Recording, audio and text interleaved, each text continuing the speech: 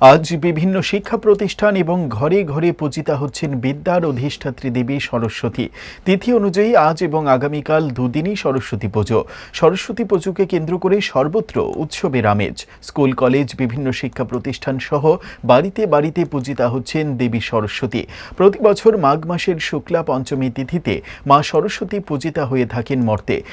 আর সকাল থেকে আজ বিভিন্ন মণ্ডপে মণ্ডপে ঘরে ঘরে পূজিতা হচ্ছেন মা সরস্বতী।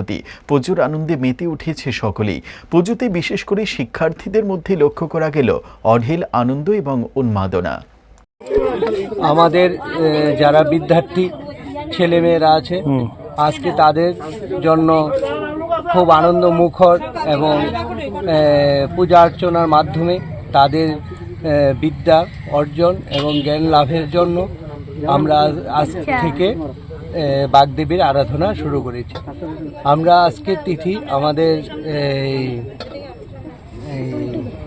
পঞ্জিকা মতে আমাদের এখানে যে 12টা 14 থেকে কাল 3 তারিখ আমাদের 9টা 59 পর্যন্ত আমাদের সরস্বতী পূজার তিথি আমাদের আছে।